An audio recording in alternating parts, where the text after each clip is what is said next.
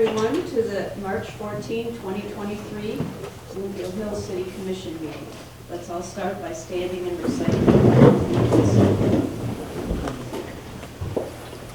Pledge of Allegiance to the flag of the United States of America and to the republic for which it stands, one nation, under God, indivisible, with liberty and justice for all. Tonight we have the great pleasure of recognizing our new Public Safety Director, Jeff Gormley, and also recognizing Captain Tom Van Simays and Dustin Walker. Thank you, Mayor. Well, it's an exciting night, and I'm glad to see a lot of the public safety people here and relatives and some residents. Jeff certainly has a lot of support and a lot of support in the community, and I appreciate the opportunity to recognize Jeff tonight's good story.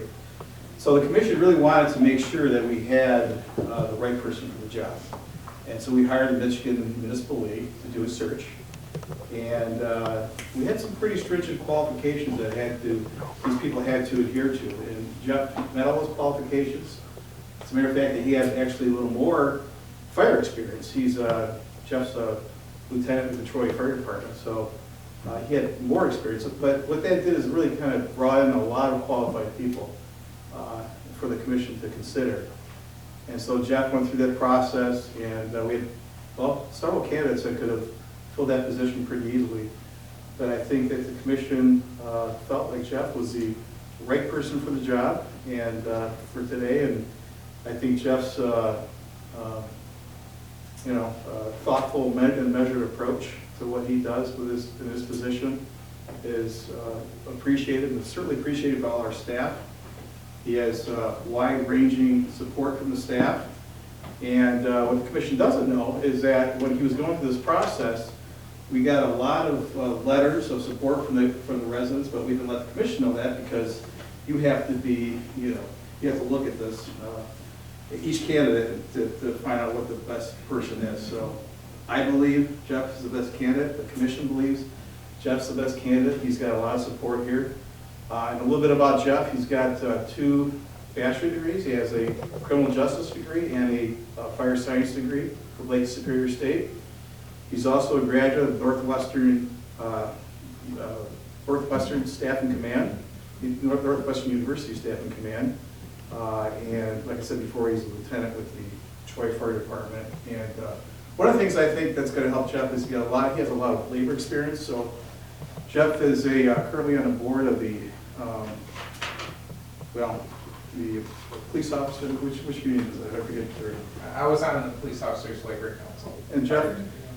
Yeah, and then, before you appointed, but Jeff also was a past president of the police, the Public Safety Officers Union and the command union. But he's also had some experience with the management side. So Jeff's has a lot of volunteering that he's done in the community around here. So I don't know, we're all excited for Jeff. And we do have a promotional order for you, which is a really nice plaque that says, the order of the City Commission of the City of Bloomfield Hills, Jeff Gormley is hereby promoted to the position of Director of Public Safety effective the 23rd day of February. So you've been a Public Safety Director for a little bit already, but congratulations. Thank you.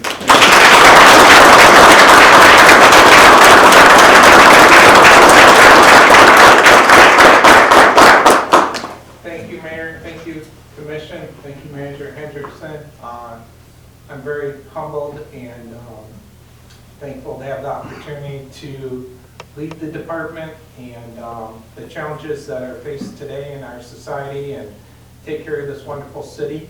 And I'm very thankful for the great officers, the command staff I have that are present here, and the few that aren't, very happy to have them behind me. They're the backbone of the department. They're the ones that answer the calls and truly take care of the residents. So thank you all.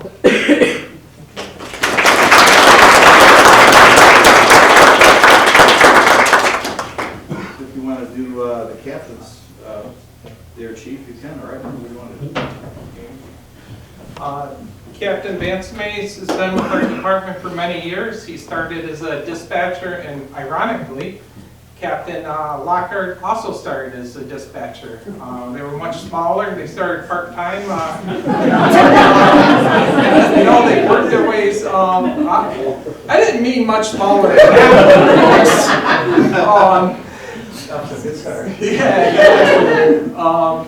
that. They started with us. They worked their ways through the ranks.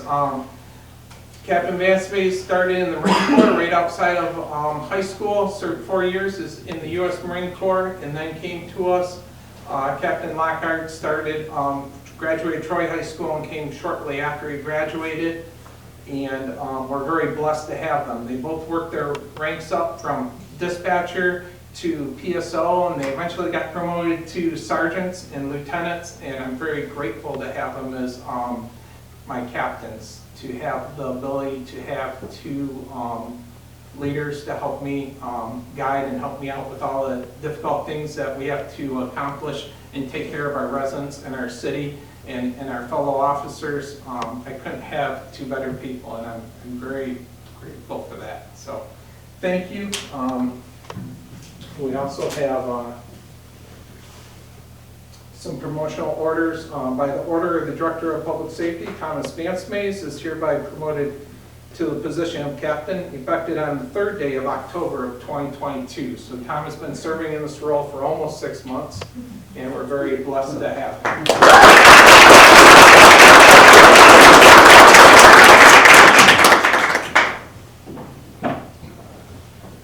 By order of the Director of Public Safety, Dustin Lockhart is hereby promoted to the position of captain, effective the 3rd day of March 2023. And we are also very grateful and happy to have him.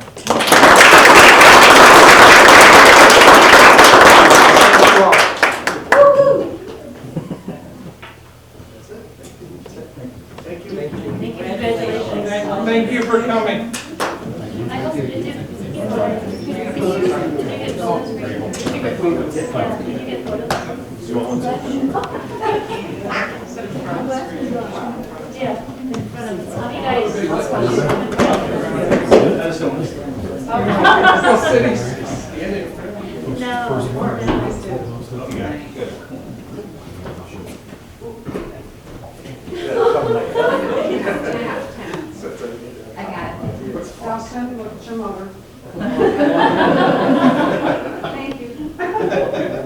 This way.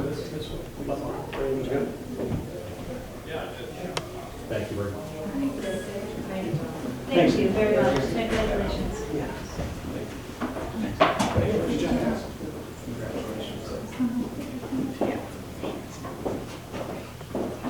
Thank you.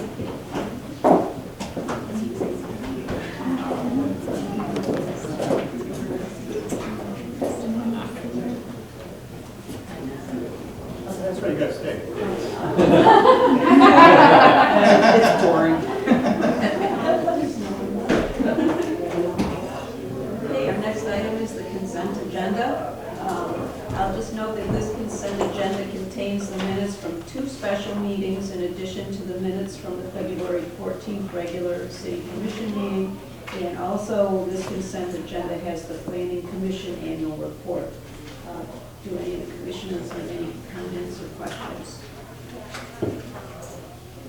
No. No? Anyone else have any comments or questions? No? Okay, we'll be ready for a motion. I'll make a motion to approve the consent agenda. I'll second it. All in favor? Aye. All opposed? Okay, motion's carried. The next item is recognition of citizens in the audience. I don't see any, but just in case there are some I don't see. Please stand and state your name and your address and limit your questions to 3 minutes. Okay, no citizens. Okay, we'll move right on then. The next item is the commission will consider adoption of the policy on the 2023 city goal for ordinance adoption. Thank you, Mayor. It was one of our goals for 2023 to come up with a policy that would do standards for the review and approval of ordinances that are created or revised by the city commission. I believe we captured that for you, and that we're, I suppose, we'll listen to any comments or any corrections or. Okay, I saw one, in section 3, subpart 1, the third line from the bottom. It says this should give the commissioner sufficient time. I think that should have an S at the end of it to review the changes. And then I had a question about section 3, subpart 2, where it says changes to the document during the meeting will only occur if the full commission and city attorney agree that the changes can reasonably be made during the open meeting. And I was just wondering, does that mean all 5 commissioners? If we have a quorum but less than all 5, would we want that to still be, still allow the changes? I understand what you're saying. I think it was meant to be that, but we can make that change to make it clear. Okay. You want all 5 to be there? No, you want to amend it, so we can. No. Oh, so you want to amend it for a Oh. quorum? Yeah, I was gonna say, because, I mean, I don't think you should put him at home, because, No, for instance, Brad's not here tonight. We would exactly. Wait another month to do something. Yeah. So those were my only 2 comments. I just had a question in that sometimes these things come from the planning commission because they're seeing, which you see as a staff person or a member of the planning commission. But I'm wondering if we should recognize that at some point, or when staff members, elected officials, because they're appointed or not. I can put a point in there also. Yeah, elected or appointed. Because I think, sometimes an ordinance has gotten changed Yep. through some other, I'm not disagreeing with this process, but sometimes it's kind of gone through a planning commission step in there. Well, I suppose what this is designed for is once it gets here. Okay. So things can happen beforehand, there can be conversations, there can be me collecting information. But once it gets here, that's where the ordinances are approved at the city commission level. And that's what makes sense. So I think it makes sense to recognize that sometimes these are bubbling up from the planning commission. So as long as we, Clear that. elected officials, or planning commission, whatever, just so we recognize that. I would just say that when staff members, elected officials, elected or appointed officials. David. Okay. Does anyone else have any comments? We have a motion with respect to the ordinance review policy presented to us in the meeting agenda packet with the 3 changes that we discussed this evening. So moved. Second, do we have a second? Second. All in favor? Aye. All opposed? Okay, motion is carried. The next one is the commission will consider correspondence from HRC regarding the 2023 city goal for stormwater and drainage management. Mayor, if I may, before Jamie Burton talks, this is a city goal that really I think I don't think the city goal was designed to make any sort of decision, but more to begin discussion, because this is something that I think was important in the planning commission, that we review, or there are times when all these new homes are being built that there could be some other things we can do to mitigate water, but I think today was kind of designed just to discuss it, start a discussion. No motions. No motions being made. Thank you. Good evening, Commissioners, Mayor. People nowadays, so I don't need to introduce myself. Yes, as Dave mentioned, through the city goal setting process, we developed this idea, and this is taken right out of the city goals. Planning Commission identified certain areas where drainage plans, there was an inclination or a desire or a very valid reason to request that new home construction for whatever purpose or accessory structure or anything else might require additional stormwater management measures beyond what's included in the current ordinances. And those we've we'll talk about, we've done that on numerous occasions. So, your stormwater standards, as approved by this commission in an ordinance modification that went through sometime in 2022, this is what's required for your stormwater permit with Eagle, your annual permit with Eagle. It actually excludes basically single-family residential lots. It's for commercial development, it's for road projects, for bigger projects. So those single-family residential lots typically falls under the stormwater, the grading chapter, which is 90% of that. And then a little bit under the stormwater management section that is not the same as Eagle. And was set up a few years ago to require retention of commercial. Until that ordinance came into effect, you didn't have an ordinance that said a new subdivision had to have a pond to mitigate stormwater. So we fixed that in that ordinance. But one of the other issues that we were facing was people had filled in their ditch or filling in their ditches with Home Depot pipe and then causing issues. So we also regulate ditches and some of that in there. The grading ordinance, and most of you, we've been here for exemption or for exclusions and fixes on all of this. So, it's like basically do no harm, right? You can't stop water, if you're lower, someone's higher, water's gonna come at you, you can't restrict it, you're not supposed to alter it, you're supposed to pass it through. You can't really alter the drainage pattern, make sure you protect downstream properties, and provide additional measures, especially when we're dealing with lots that don't drain both directions or drain to a back or to a wetland, they go both, you kind of pull water from the back, you look at that. So, this is not unprecedented in the city. We, on numerous occasions, we've required additional stormwater measures under the principles that we just listed before. Do no harm, don't restrict, affect drainage patterns. So we had one project, you remember, a few years ago, that the original drainage went front to back, and they were going to take it all through the back. Well, the people in the back don't deserve that added water, so we made them put in a stormwater pond. Significant hardscape, if we could, that generated more stormwater runoff. If we thought there was going to be an impact downstream, we've made them do some of these. Some residents who thought it was a concern have volunteered, but others we've really worked our way through. Flooding concerns, and that we have a couple properties, that portions of the properties don't go anywhere. So how are they going to manage that standing water? So there's precedent, we have done this before. But in looking at it, if we're going to go down this route, it is our opinion that applicants deserve to know from the beginning what's required of them, right? Here's the requirements.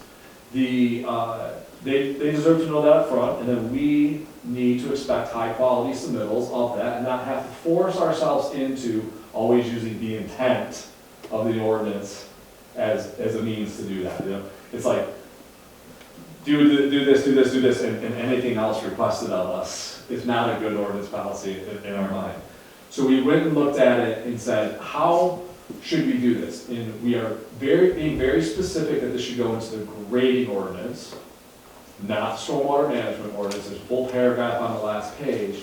Your stormwater management ordinance is audited through Eagle, and I don't think we want Eagle managing single-family residential homes in any way, shape, or form. I know I'm on tape right now, and that might not be later, but we'll make that work.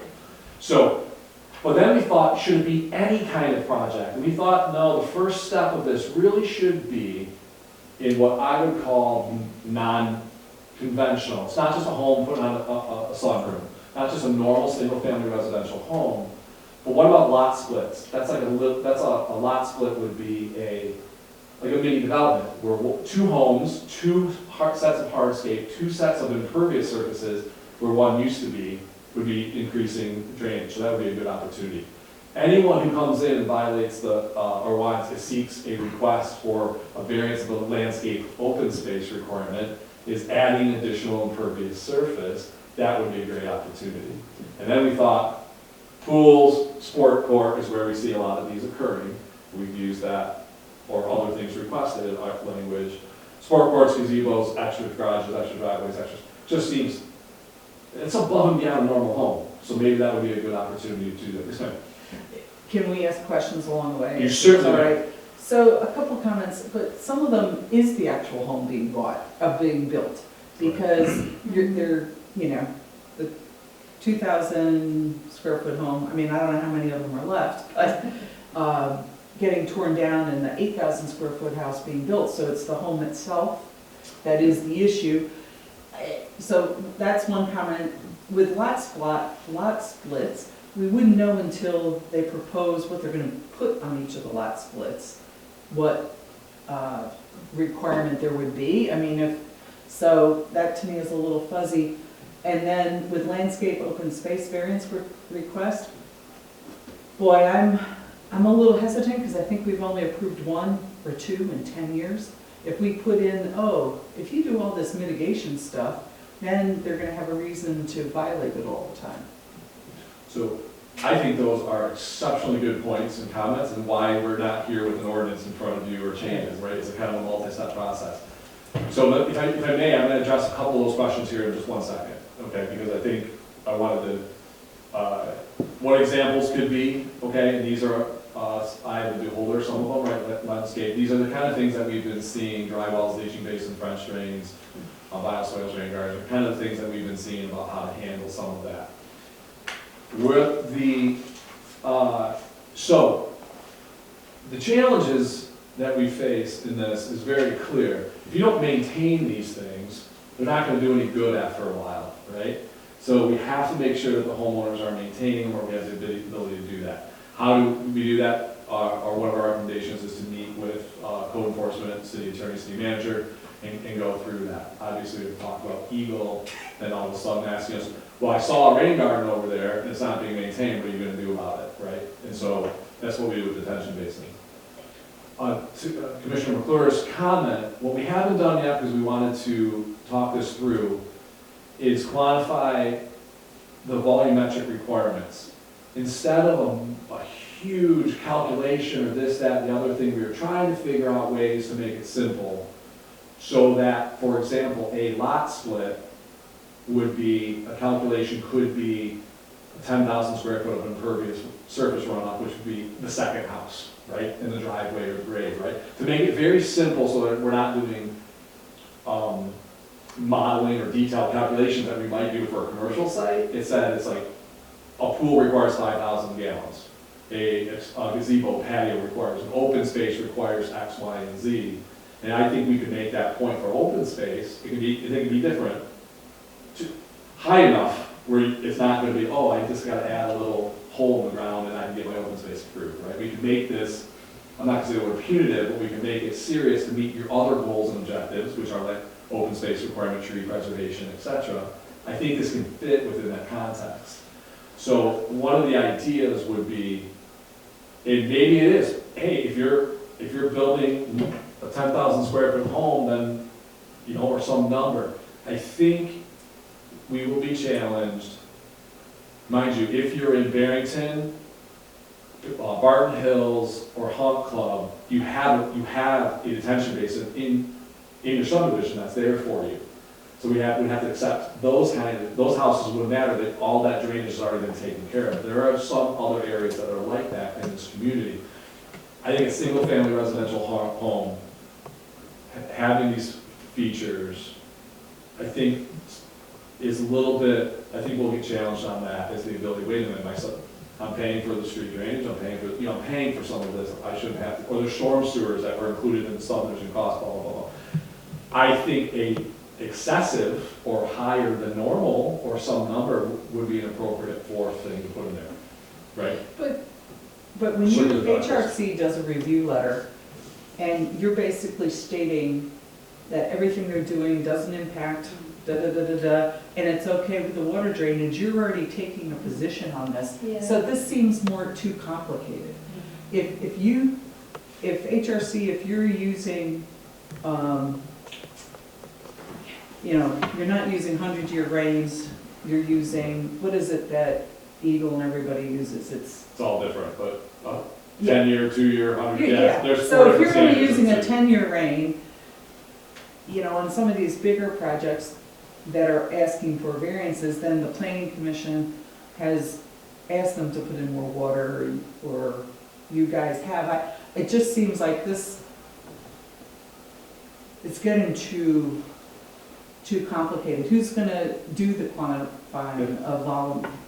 metric requirements, are we gonna ask their engineers to do it, or you guys So- are gonna do it? It just seems, this is getting way too complicated. I mean, you as HRC are taking the position that everything they're doing, it's gonna be okay. So, But I don't feel, to be honest, I don't feel that without having the ordinance and direct support to say, you shall do this and you shall maintain it, we are just, we're beating people up on the intent or as directed by the city engineer.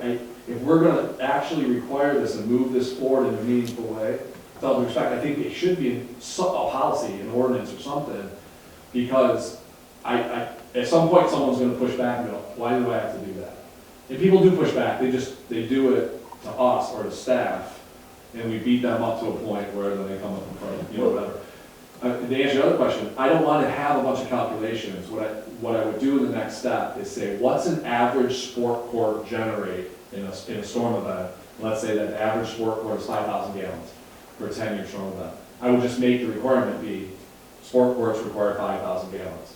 A pool or accessory structure requires X. So that way it is very simple. And I would try to gauge those based on something, a product that you can buy at a store, a product you can, do, you can buy some of these prefab structures. I would just try to make it very, very simple to do that. But that doesn't address Sarah's point that these large footprint homes, big footprint homes, are gonna be doing the same thing a sport court would do. Correct. So how do you, Every square foot of pavement versus grass runs off more stormwater. If we want to get down to regulating any kind of single-family home, then I think we absolutely can do that. I think at that point, that better be super locked down in an ordinance, because there's no community that I'm aware of, and Dirk can jump in here, that makes a single-family residential home mitigate 100% of their stormwater.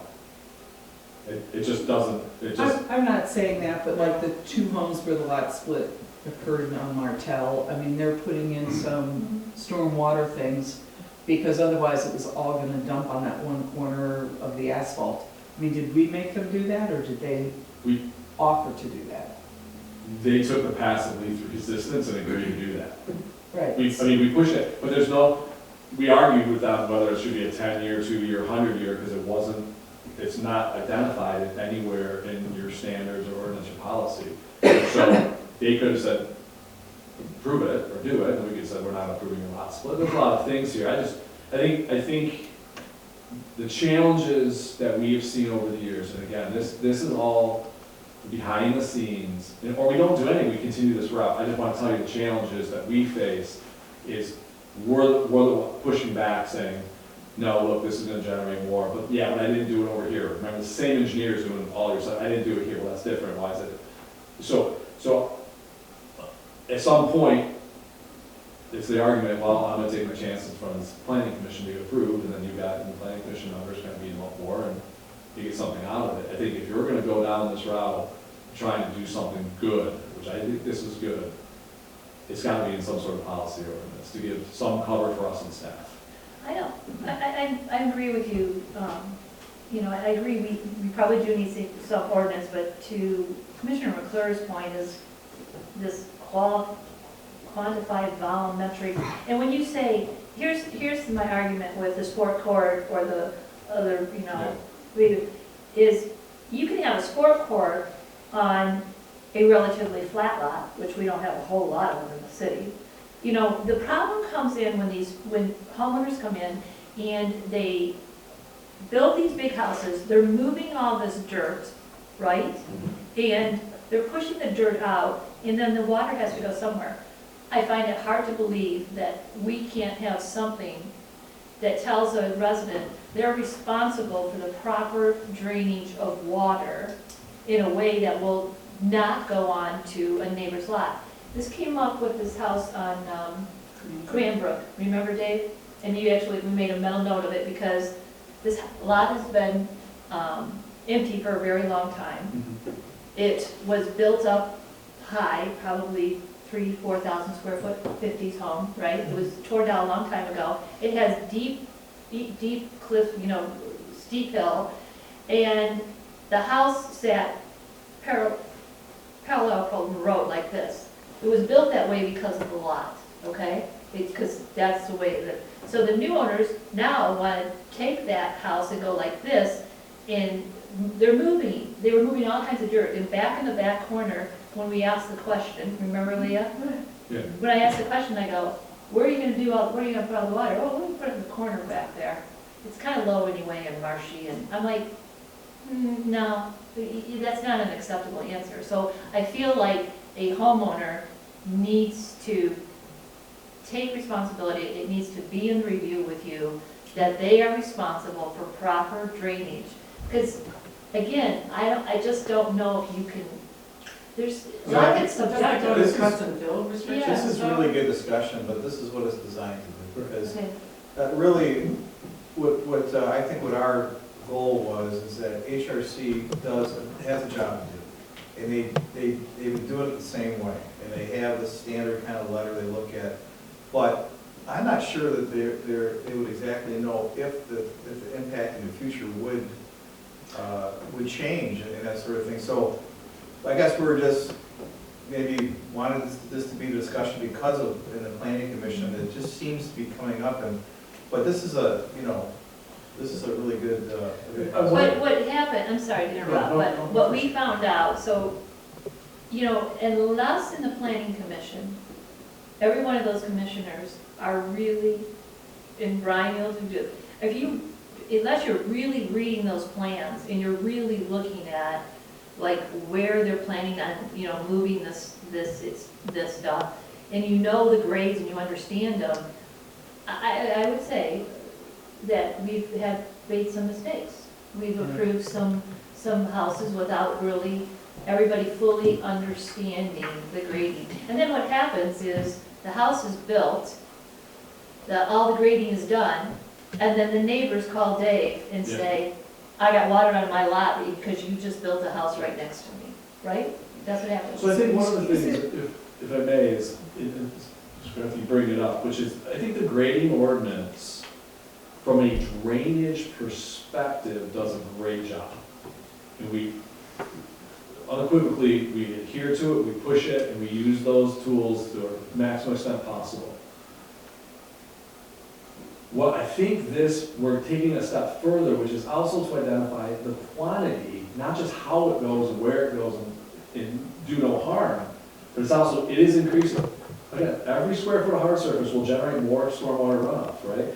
And our biggest change in the city footprint is additional homes and bigger houses on that. So it's more of a quantity. We are making sure it does that. But I can tell you, if you're in a vacant lot somewhere in a subdivision that's been developed for 100 years and the house goes up, there's going to be more stormwater. You can't have you can't have your zoning ordinance require X big houses and not expect there to be more water. The grading ordinance is set up to make sure that water doesn't do any harm, but there has to be more of it.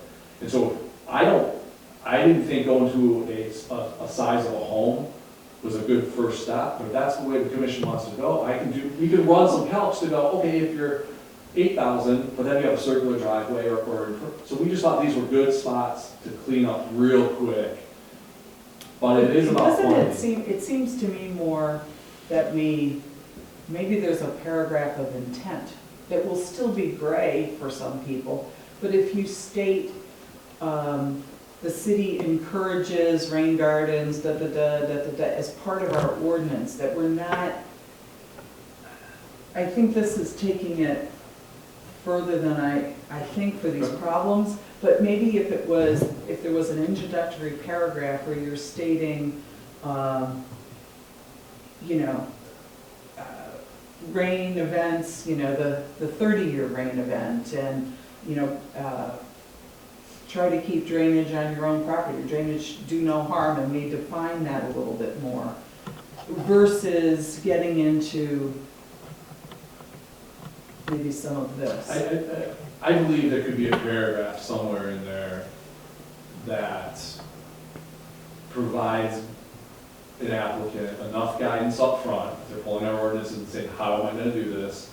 And us enough cover. It's a little different take on what we thought the goal was, our intelligent goal, which is why we're having. No, this is a good discussion. I think there could be a paragraph that could do that could say something along the lines of, in circumstances such as boom, boom, boom, or others as defined, where we believe there to be additional impact, the city reserves the right to require something additional. And see, that's what I think makes more sense, rather than making every homeowner go through some kind of quantitative analysis that you as our city engineers or the planning commissions, I think is pretty competent, but, that everybody is kind of saying, if there's a paragraph there so that the applicant is warned up front, you know what? It's We in may the require rule you to here, do we this. may require you to look at a rain garden or things like that, because we think there's a potential in a 30-year rain or 50, whatever, 20-year rain, Okay. that there could be some negative impacts here. I think we could, if that's the direction, I think we could call it, so it's kind of the road preservation bond argument. We have a right to do this, and we initiate it as directed. That would give applicants an understanding that storage, quantitative storage on your property might be required when we see those issues. And I think that would be a good happy medium. But during your review process, then you can take that paragraph and you can discuss with them that, hey, this is gonna help your issues. Right. Because it's again, we've had so many tear downs. I mean, I just don't know how many of them are really left anymore. Right. But people are always asking, and now they come in and it's the new house with the pool and everything from the get-go. They're not, Right. It's not whether just they're their gonna house. add it on later. But I even know in my neighborhood, my house and my neighbor's house, and I told you this, Yeah. were built 100 years ago, and our water flows down a hill. Well, down the hill, a new house Yeah. was getting built, and to the new owner's credit, he on his own built a system to move the water that's coming from existing homes that have been there for 100 years, because that's where all our water goes, from the top of the hill down to the bottom of the hill. And he's built a system as part of his house. Yeah, I think if you will indulge me in saying that let's try that approach, we can bring something to try that. I do feel that if we go through a year of sport court accessory structure planning commission approvals and we're adding it to every single one, right, that we just quantify and deal with, just deal with it in some manner. But I think if you want to work with Dirk and Dave on a change, a subtle change, a paragraph in there that gives us some cover, and also warns people, I think we could do that. I think that's the direction, I'm okay with that. Well, I'd just like to add, if I may, the sport court keeps coming up, and I think everyone seems to want the sport courts, and that seems to be an immediate problem for water. Is there one clause about sport courts? So the sport court, some people will come in because, and we argue about impervious on open space requirement as well. And they say, well, they're just the tiles, and it's gravel underneath, so it goes away. And I'm going, okay, it's still in a pipe and still generates a little bit more. I just looked at, again, thinking how we interpreted this and looked at this, and maybe we overshot it. It was a great conversation. We thought those would be real simple to say, if you're gonna do a sport coat, then you're gonna have to do some sort of basin or some sort of thing. Oh, I see what you're saying. Right? So if you are going to violate the open space or request it, it's almost automatics, right? I think if this commission wants to go one step forward, Commissioner McClure's statement of a paragraph and see how it goes a little bit. But I just have a feeling every accessory structure that goes before the planning commission will end up going, where's your parent, where's your body, you know what I mean? It might generate that, but I'm okay waiting to see if that's what happens too. I mean, my concern is, and obviously the ZBA makes their own decisions on things like open space, but, there's only been two, I think, or I don't know, Amy probably knows more, but there have been very few, and the answer to that's pretty simple, you just don't approve them. Yeah. But, they're their own body and they can make decisions as they see fit. These things are gonna come and go in waves, right? We didn't do lot splits, and we had like 3 in the last 2 years or something, right? So one element could be, we can try this. I also believe that, when people want motor courts, they may be perfectly, and mind you, this could also apply to, and it doesn't go to planning commission. A house meets every requirement that has a motor court, a second, an approvable, structure, and this, that, and the other, right? Those are the things that are above and beyond the normal single-family residential home that generate more stormwater runoff, and so we could get into. So, I believe in nice, clean rules, and let's apply them uniformly, and let's do that. But I think a paragraph could work, and if you don't mind, I'd like to take a crack at I it, have a question. and then we can I'd like talk. to ask. Yeah. Yes, ma'am. A different vein. You seem to indicate in the potential challenges section of your memo that we may be taking on additional liability, additional responsibility for ensuring that these things are adequately maintained. Is that something we don't have now, and by doing this now, we're going to take on added responsibility for the city and along with that, potential liability if there is a problem that occurs? They've added a defendant now. So, yeah, so I'll have to let Dirk answer the direct liability question, but right now, I'll say it in more of an engineering, not necessarily a liability, not a legal sense, but a time, effort, money, phone call sense. Yes. We're either gonna deal with some of these on the neighbor, I never had this problem before, now when the sport court went in, my yard floods, even though that's the way it always went, versus should code enforcement go run by there every now and again and make Yes. sure that it looks right? I Is think that what we're doing here? That's the liability, I think, the way I was trying to say it, I don't believe they're jumping into no legal extra liability. There is. But liability on the fact that now, hey, this went in, my neighbor's never maintained it, and now I'm flooding again. I think it's more of a PR and, a code enforcement, city staff time issue. I do think there's a liability going down some of this road in that all of a sudden, via audit, Eagle saying that failed, how come you're not maintaining that? And I'm not going down the road, I did recommend, that would require us to have easements over all of these and agreements. I did not go down that road because I don't think it's that important, but I'm concerned about those challenges that are out there. But are we taking on, would we be taking on more responsibility for inspecting and making sure that these are maintained than we are today without this? That's my question. Yeah, directly, yes. I think we would offset a little bit of that increase in liability and time with less phone calls from neighbors getting mad because the drainage changed. I think over time, but it would be an increase. I think it would be an increase. I guess Dirk, I got directed to Dirk for some of this. Yeah, I think the liability, and maybe that's the wrong word, responsibility is maybe a better word. There would be more responsibility in the city's part to make sure that these things are being maintained. If they're not being maintained, now that doesn't add any additional legal liability on the city. People can sue you for anything, and we've seen that.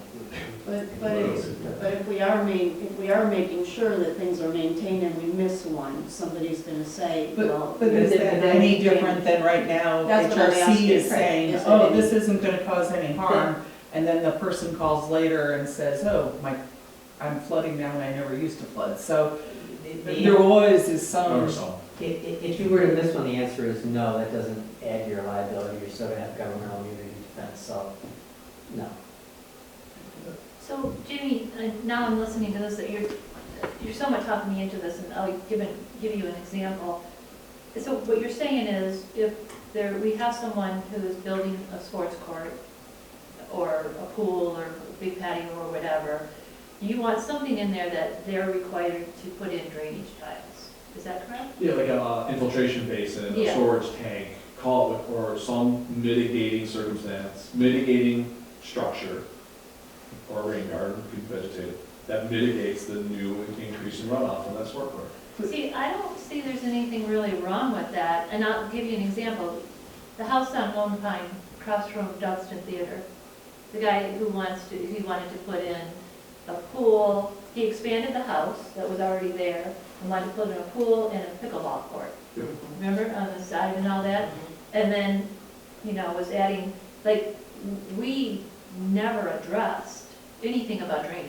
I mean, a little bit, but, In that ordinance, but it didn't do Yeah. any reference. But I think the point would be that you're saying, you'd say, okay, you're gonna put this in, you need to put some type of drainage thing. And then, I don't see, I'm okay with that. But It's more I think it it's can more be- prescriptive than general, yeah. But I think if it's in that paragraph, whether it's coming before a planning commission or it's just a review by the building official, the city engineers may ask for additional quantity measures or features to address water concerns. Those may include rain garden or tiles, whatever else. Yeah. And maybe 90% of them don't need anything, but it gives you a little bit more teeth when you're talking to someone. How much more expensive is it to do that, something like this? Are we talking? Depends on, I mean, 5, 10 grand at the most, and that would be, so I would like to try to get to an off-the-shelf product, not make it some weird number, like you can go buy a 5-gallon tank, 5,000-gallon storage tank and put bleeder lines on, you can buy that in Clarkston, right? So that's why I was trying, it may not be perfect, but it's something so that. But we're not telling everyone who puts in a sport court that they need that. It's only if their assessment is that. But, yeah, I came in here with, no, you put in a sport court, you do it. Because Yeah. we're trying to a little bit, very slowly but surely, slow down the amount of water that comes off the Bloomfield Hills into your neighbors' properties, into the lakes, rivers, and streams. My intent coming in here, just to be clear, was sport court, automatic. Lot split, automatic. Those things are Yeah, I don't automatic. want to do that. Where your paragraph would be is, we'll look into it and we'll make those determinations as to. Because every property is different. I mean, if I have 4 acres, Wouldn't if I put in a sport court, it's not going to change anything. wouldn't the objective be that the commissioner, or the planning commission and the commission is comfortable with what HRC is doing? So what you're saying is you have a statement in there, a statement of purpose or whatever, and they take the necessary action to tell these folks, we're gonna need this, especially if they're gonna go to the planning commission, because then it won't get approved if they don't adhere to their recommendations. And maybe that's the place to start. I can try it as a paragraph and see how I can bring it back. Because I think, my objective for this goal is really just to make sure that the commission and the planning commission is comfortable with what HRC is doing to mitigate water in the city. That's really what the goal I was trying to accomplish, because there are some discussions at times, is it really okay, HRC? And I'd rather that they have some authority to just to let these folks know during the review process that, boy, this sport court, you're already, you're on the edge of the open space, or you've already made all these other improvements. Now I can really see an issue with water, and so we recommend that you do this. Right. I think that's, the paragraph says you may be required. To mitigate the To increase. mitigate. The increase. And then when the planning commission asks, well, geez, you're doing all this stuff, HRC, what have you done to make sure this occurs? It's a little more than, well, it meets the ordinance, or it's, we've taken this action, these steps. Because normally what happens is they just kind of recommend it. But it doesn't happen, and it seems like they're in kind of a bad spot. And the commission's not satisfied. So, If I may ask a question, so if I had a generalized paragraph and required certain measures, could I also then include, which are the responsibility of the homeowner to maintain? Yes. yeah, there you go. There we go. That's So, a good one. I like that. Versus a very prescriptive process, I could do that in a. And then the more minimal general times sense. that there is an issue, we can make it a code correction issue. It's just like a tree down, so there's a problem. So go there and address the problem, tell them to fix it. This clarified a lot for me, because I thought we were headed a little bit towards a generalized citywide, starting to reduce our stormwater footprint, right? You talk about carbon, all the other footprint, and do that. And really what I've heard, which is great feedback, is more wiggle room for when it's relevant, when it's important to require that, a little bit more broader than thou shall at the very end. It gives me more comfort that I can point, you can go on the checklist. Here it is, and this is why we need it, why we require it. So I can be happy to work that out in a. And if in 2 years from now we've had another 50-year reign or something and things haven't worked, then Yeah. There's always a bigger storm, so. Well, then, can I ask, in your opinion, based on the storms we've had, and based on the outlook of additional water, given all the snow, whatever, do you think it needs to be a stronger I think, statement for building going forward? I hesitate to, and I gotta think this through a little bit, I look at this, I hesitate to be very prescriptive about what size storm event or rain event you're intending to use. Because there's always a bigger storm, 100-year basin for a single family, okay, look, what are we talking about here? A 2-year is kind of the end of the Eagle regulatory, a 10 year is what storm sewers are sized for via codes and standards and other things. So somewhere in that range, I think I want to try to look into that. I can tell you that, you know, we've looked at this multiple times in the last few years, and obviously, rainfall is getting more frequent, more intense every year out there. And what used to be the 100-year storm is now like the 25-year storm, and some predictions it'll be the 5-year storm, right? And so even the things we build this year for, we are going to see more and more flooding, more and more regular throughout this community and every community in Southeast Michigan. It's just what's happening out there. It's interesting that Eagle is only, requires a 10-year. 2-year. It's a 2-year, you know, because people wonder why, you know, if you live in Royal Oak or wherever, all these communities that their basements flood, it's because, well, no one's required anything. Didn't they just change that though? Yeah, Did so some kind of let's evaluation? So make sure we get all us out there. So the city of Bloomfield Hills has a pollution discharge permit. Okay? That you're enabled to you are permitted to discharge pollutants. You don't generate a lot, but you transport them through your road systems, your storm sewer systems. And to get that permit, you're obligated to do certain things. One of which is water quality. So all new developments, big road projects, not what we do year to year. If I were to rip up Woodward Avenue, you'd have to put in ponds and all sorts of other things, right? That is, water quality is like a 1-inch rain event, a half-inch rain event. Then you have to do additional protections up to the 2-year. Eagle does not regulate flood protection. We've always just gone, it used to be a 10-year, then it became a 100-year storm event for flood protection. That's what the city regulates, is up to the 100-year for new developments, for ponds and whatnot. So Eagle is not telling us what the storm sewer needs to be sized for. The courts and everybody else have kind of said the state of art for storm sewers, the standard of burden of care, or whatever language Dirk might want to use. 10 years are like the appropriate event to size storm sewers. Eagle doesn't really regulate that per se. Okay. But from a pond or a water quality unit, you know, if you got a new development came in, the first 2 requirements are what Eagle requires under your stormwater management. That's a 2-year. That's all water quality pollutant basis. We require a 100-year for flood control. That's separate from what we're kind of doing here. But we are going to continue to see, in our infrastructure is old, and we are going to continue to see more and more frequent storm events. It's just that this isn't a climate change pitch. This is simply a reality. What we're designing for today will be undersized in 10, 15 years. But we can't design for what we think that's going to be. It's just so cost prohibitive and so big. It's just not listening. So if that's the direction, I don't think there would be. Yeah, so would you like to see us make that modification that you recommend? A paragraph, I And bring it think that back. makes sense if the other commissioners do, and then Bring it back for more discussion?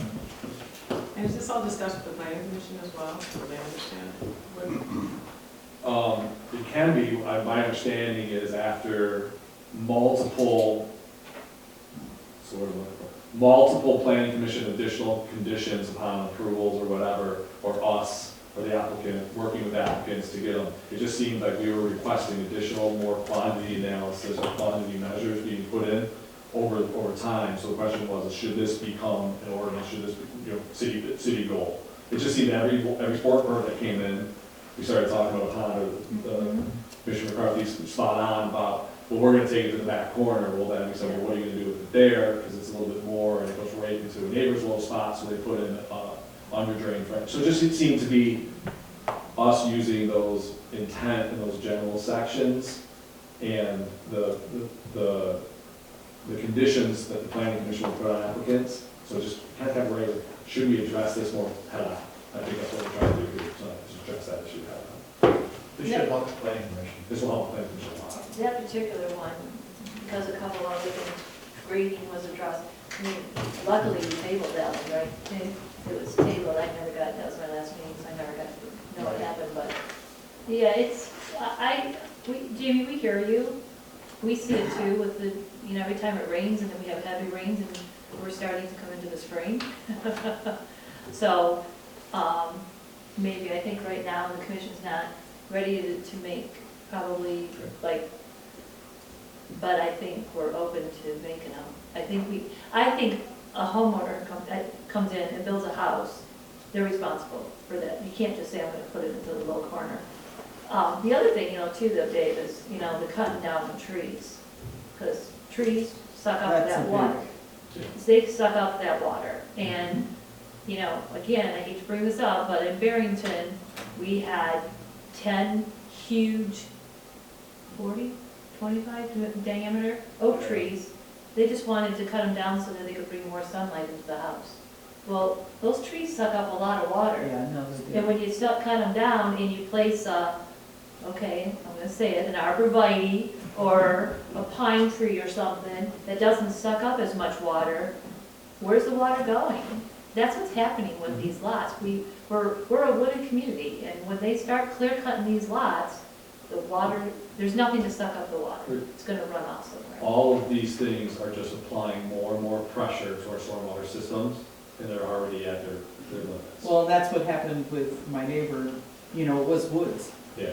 There was a smaller house, but all the back was woods, so, all the water naturally flowing from hills was flowing down into, and getting sucked up by the trees and everything in the woods, and then, Yeah. he built the house taking out, The with woods. approval, and Yeah. taking out a lot of the woods, and so, yeah. Water. There's no doubt that we are running out of nice, easy, simple lots to develop on in the city. Maybe they're, It's gonna happen. But thank you for your direction, I appreciate it, we'll get back with you. Thank you. We'll Thank you, work Jamie. Okay, the next item is the commission will consider adoption of the policy on the 2023 city goal for biannual training for the city commission. Is that Dave or Amy? Well, there's a policy included in the packet, and we actually, Amy put together this book, that's great. which I think is This is wonderful. pretty thorough. Yeah, And she did a great job, and this is something that would occur every time there's an election, which is every other November. yeah. And that's And the policy really just talks to that, that we would the staff would make sure that there's training involved, and this packet given to everybody. And by the way, and I think we should also train the planning commission too, and ZBA on I a agree. regular basis. Yes, And so that's a goal we didn't write down, but I think if Dirk wouldn't mind, if you could make that something that you could do in the near future. Sure. Okay. I have to, this is wonderful. I mean, I wish I had this. First time I came on the city commission, or even the first time I was on the zoning board or planning commission. Because I bet you a lot of these people have no idea what our master plan is. They have no idea what, the city charter is. Right. So this, and then, we can always say, I'll go to the website. Right. We say that all the time. But this actually talks about our master plan, it talks about our codes, it talks about the city charter. And really, really, it should be given to everybody who is on a commission with the city. So we're also, this is designed for the city commission, but we also, one of our goals is to have a booklet that's kind of similar for the planning commission, and we're almost done with that goal also. So, but we wanted to give the planning chair and the mayor a chance to look at it first before that's distributed, and then we would distribute that to them. no, Yeah. that's good. Do we need a motion on this to approve it? Yes. Okay. Are we ready to have a motion with respect to the administrative policy proposed to the commission in today's agenda packet to establish biannual city commission training on ethics and other topics relating to serving as an elected official in the city of Bloomfield Hills? So moved. Second? Second? All in favor? Aye. All opposed? Okay, motion's carried. And the next matter is the considering fiscal year '23 budget amendments as presented by our finance director and treasurer, Sandra Barnes. Thank you, Mayor. So after reviewing this current year's budget, it was recommended that there's a budget amendment to be approved by commissions. There are 3 revenue sources and 4 expenditures in the budget that need to be amended. So on the revenue side, the largest change was our permit revenue. We've had double the number of new home construction than we did the prior year. And also we have a large commercial project that brought in additional revenue. So with those revenue or permit revenues, the change would be just about $450,000. And then the state revenue sharing, the state puts out an estimate roughly 2 times a year. And I took a look and they did update the estimate, what we should be receiving for this year, to be about $82,000 additional. And then for the 48th District Court, we had budgeted $40,000 as our revenue, but I would recommend, with the uncertainty with that, to make it a 0. We're not really expecting to receive any revenue if the agreement is approved with the funding, or excuse me, with the other political subdivisions. It looked like you had a question. Do we know where the status of that is? Because they can't really change it for this fiscal year. So, Because for us, maybe it doesn't matter, but some of the smaller communities, I would think it would have to be effective at some point in the future. Sure. So the status of it right now is that we are a political subdivision. There's 4 of us now, and there's 3 funding units. So we've met with the other political subdivisions, and they are in the process of reviewing that agreement that I think I've shared with the commission. But my position is that let's find out if their commissions and boards approve this or even are on board before I waste our commission's time with looking into this. But to your comment, even if this agreement was approved, it would not require us to relinquish our revenue unless the overall budget was underwater. But that could very well happen. But I would agree this would not occur until They're in a different calendar year than fiscal year than we are, so I'm not quite sure, would it impact us in this year that we only have 3 or 4 months left on, right? Right. So it was my understanding that our revenue would not even reach 40,000 this year. Okay. But you're correct, maybe taking it to 0 is premature. But I'll know more when we get their audit, which is usually May or June. So if you would prefer not to take it to a 0 at this time, and when we do the final budget amendment in June, I'll know more. It doesn't matter. most I don't likely think it would matters, occur but I'd next rather have budget. her be conservative and just, Yeah, yeah, that's just fine. take, Okay. I'd rather have you take the conservative, yeah, I agree with that. yeah. Sounds good. And then on the expenditure side, the election expense was higher than anticipated, mainly because of the requirement of testing the equipment. And then the public safety department, if you remember their prior agreement for their salary was 3% a year for 3 years. And that was what was in place when this current year's budget was approved. But then that was changed and the new agreement was 5.5% for this year and then 3.5% and then 0. So it was 9% regardless over 3 years. But because of that 5.5% of the current year, there needs to be an amendment to adjust for that. And then overtime has increased partially due to hiring 7 new PSO or public safety officers. Some of them have to go to police academy, some of them go to fire academy, some need to attend both. And during that time, overtime is increased. So due to that, there's an increase in those expenses. And then uniforms as well. Hiring 7 new officers, plus having promotions, uniform expense has gone up quite a bit this year. So but those 2 last ones, overtime and uniform, should start leveling off, right? It will. So the challenge is that it takes time to get all these folks trained. We are actually getting a good spot, but we did have 1 officer that did make the field training officer program, which happens. So we have to hire a new person, but we have to have the right people here. Great person, just unfortunately didn't make it through. We will have a retirement this summer, I believe. That creates another position. That person we hired. We're very fortunate, when Jeff's position changed, that opened up another position for the department, because now he's the public safety director. But we're fortunate, I believe we're in the process of hiring someone that's duly certified. So we're really looking for people that have the experience and dual certification so that we can reduce some of these costs.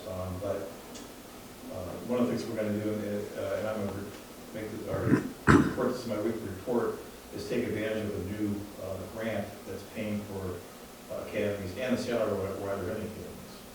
And so, but yes, this should stabilize, but I think it's going to take a little bit of time. The overtime is a little bit is higher now, and I think the overtime is going to be higher for a little while until we can stabilize it. But because of these few changes in positions that I just mentioned, it's going to be a few months longer than we anticipated. So, yeah, so the overall change would be an adding to the fund balance of around $229,500 versus where we were, which was a negative $51,000. So with all that additional revenue, it helped offset those expenses.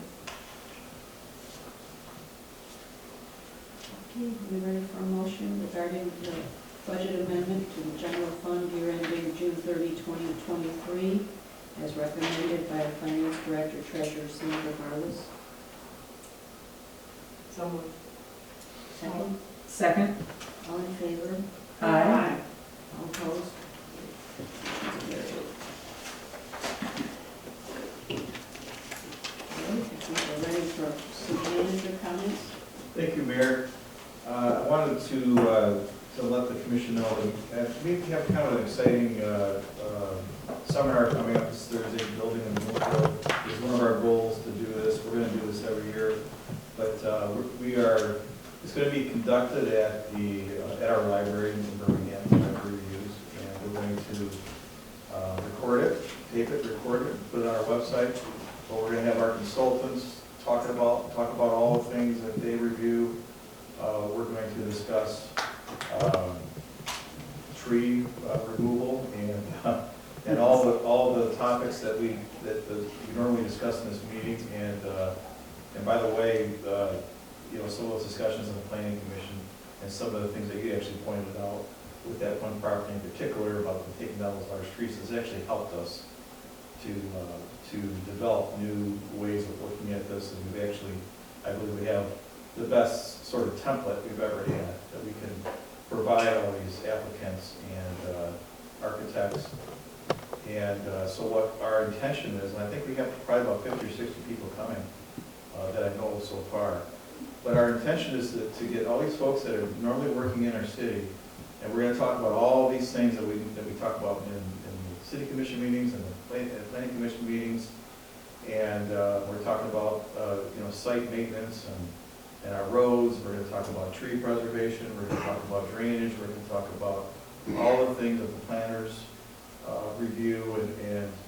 And our intention as a staff is not to make folks successful in getting what they want, but our goal is to make them successful to get to the process so they can be reviewed by the different boards and commissions. So we're pretty excited to do this, and you're absolutely more than welcome, and we'll give you an email where it's all at.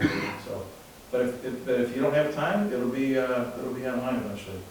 So I want to let you know about that. And as far as our newsletter, I think the commissions can report what you were planning on writing about. So When is that due? well, we want it as soon as possible, but I can tell you that I was going to write about the new public safety director. If that's okay. Oh, great, okay. And Commissioner McClure is going to talk about our audit and some finance things and the budget. And I believe the mayor's going to talk about GFL. And Commissioner Fisher, I believe you were considering writing something about the estate sales. Or the tree burning. Didn't we already do the estate sale? Well, this case, so it could be a good one, but, or, I'm just kind of mentioning what I've heard so far, I'm not sure. what you're- I said either the tree issue or the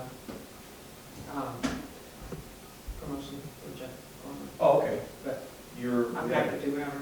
trees, so tree, Yeah, the issue of the tree burning, Burn pits. oh, burning ordinance, okay. or is that not an issue anymore? We need to. Right. Well, maybe there's something else. But I don't know, it might be, Well, we can talk later. Yeah, we can talk Or later, something sorry, comes yeah. up. Yeah. Absolutely. Yeah. And I just thought I'd mention what so far what we've heard. But, yeah, And they're anything, due the 17th of March, correct? You said it Yes. was the 17th, yes. St. Andrews. Thank you for letting me Okay, and then, let's see, we don't have any updates on SMART yet. And, that's all I have. I was wondering if Jamie, if HRC has any updates on Chesterfield. You know, I know it was all discussed at the previous meeting and the commission voted to approve the engineering. But I just kind of wondered where we were and maybe a little more clarification. I mean, I drove over Chesterfield. It's like 10 feet wide, or one lane, 10 feet long, and 2 feet over the water, and at $1 million? I So- agree. It's like, I don't understand, how much did Brady So- Lane cost to redo that bridge, or? Oh, I know- hundreds of- So there's two crossings on Chesterfield. Yeah, the one that you went over is the real tight one that's got the concrete curves and everything, that's not the one we're talking about. It's further downstream where you've got about a 10-foot drop from the road. It's hard to see, it's all brushed over. There's two Chesterfield I crossings. thought it was the small one. Where it goes down to one lane, that's Yeah, not, that's what I that's thought. not the crossing. There's a further one downstream to At the the southwest of stops. that has two. Are you talking Where's about? to the stop sign? Is it on the, where the stop sign? It's east. It's between that and the roundabout. Oh. So it's right where the two people have ponds behind their houses. Correct. So those are 72 Okay, I think we inch. all misunderstood each I other. know we did. So we replaced the other one in emergency. I don't know if you guys remember this. A car fell through the other one on a Friday afternoon. No way, recently? No, this is maybe 10, 12 years Yeah, that's ago. why I was confused. And I got the phone, literally on Friday afternoon, got the phone call. And so we went out there, we plated it, we had to call the contractor, we plated it, and that was $200,000 of emergency repair to build that. This one is the main, that's the emergency overflow for like Endicott Lake. That's The right. other one's Like- downstream of the dam, and it's a little bit harder to see, but it's where the road winds. I don't even think there's guardrail. There's There might be guardrail, but it's a Right. little bit wider, Right. it's not concrete, and those are where the big twin pipes are downstream. Okay. But even so, Even so, why is it $1 million? I mean, it's hard to imagine Because why Eagle- this is $1 million. because that's what the replacement cost, right? Yes. That is going to be a 17, 18-foot wide, 6-foot tall concrete box culvert by the time we get done with our permitting, and that has to be replaced. Okay? Eagle does not allow you to put in new tubes now. We're rehabbing them to get away from that, but they want a full, for the bugs and bunnies and the flow and everything else. So if you picture buying, you've seen them go on the back of cars, big cement boxes, to pull it up, and we can't do it without bypass pumping to get the flow around it, because now we're building in a live channel.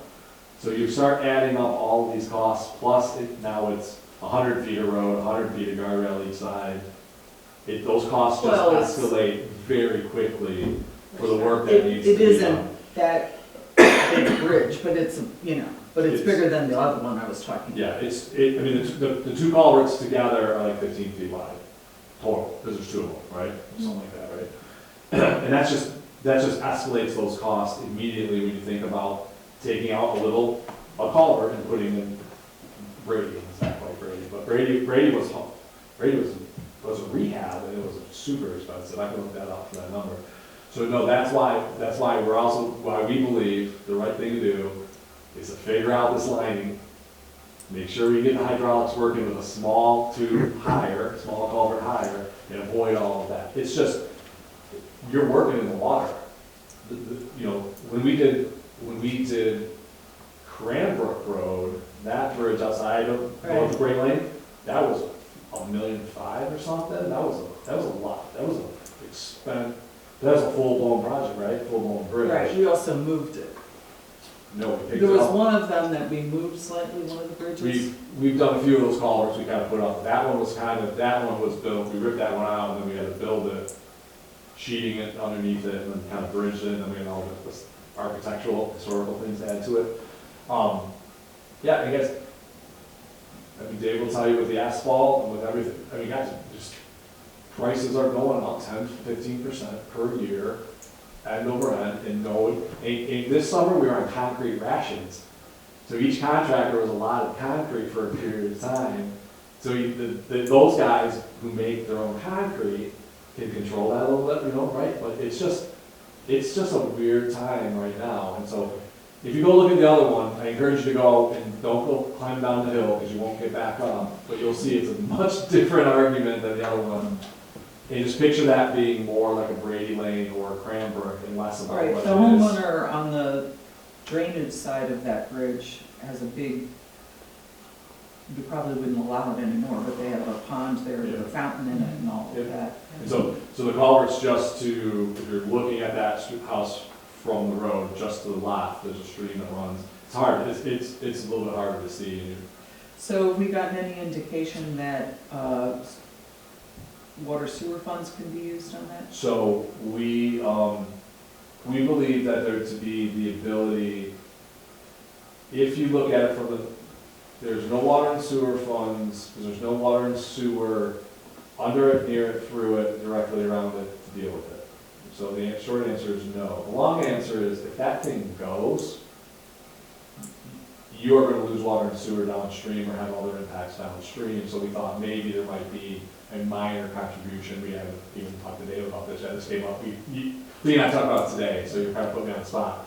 I don't think if there was a water main going right under it, or a sewer going right under it, right over it, right through it, 100%, we could do it. But So the water terminates for the. it goes back, the water kind of, that ends, and we bored it 4 years ago. So the water main's in good shape. The sewer does not go underneath it. The sewer kind of goes down the river. But if you were to lose the bridge, you'd lose the river and you'd start hitting manholes. So there might be some protection money that would be reasonable. But that's just, I'm sorry, I wish we looked at every sewer tape, every water tape, everything. It just doesn't really work very well. To answer your original question, we are working as fast as we can getting the Eagle models, which are paper, and updating it with the goal of trying to fine tune that estimate for you through your budgeting process. So we're working as quick as we can. I will at minimum give you a better update, but we're waiting for Eagle to give us their paper, then it's, remember the old green and white stripe with the dot paper? Right. That's what the model looks like. We have to convert that. Someone sits there and types it all in, and we convert that so that we can go do what we need to do. Because downstream of that, there's really just the one house on it, Couple, yeah. and then Concerns. it goes into Birmingham. Yeah, so there's a few houses along that stretch before it hits Corbin, but not. Right. I think there's only 1 or 2 on that side of the river where the pond is, but I think there's 3 or 4 maybe on the other side, because it kind of curves and goes down, but then our water and sewer is in Ford Road, and there's other, but I wish I had better news. We have literally looked under every rock and every file, and every cranny to see if there was a quality rationale. And just remind me, this is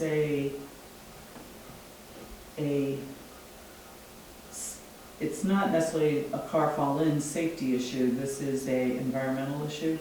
No, this is the road goes away, the road falls in. So it is a road fall-in issue? Yeah. Okay. The pipe, the 2 halves, the lower half and upper half of the pipes are literally separating through erosion on the sides. If that breaks, it'll Has any of the work done, that was done on Endicott Lake to change the dam, and any of that have any impact on this? No.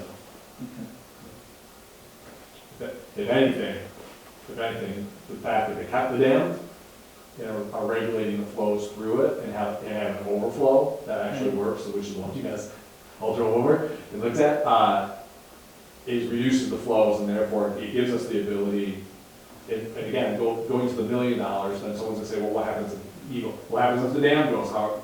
So you gotta build some pretty robust. We're doing everything we can to keep those costs down. Because ultimately, the water starts at Kingswood Lake.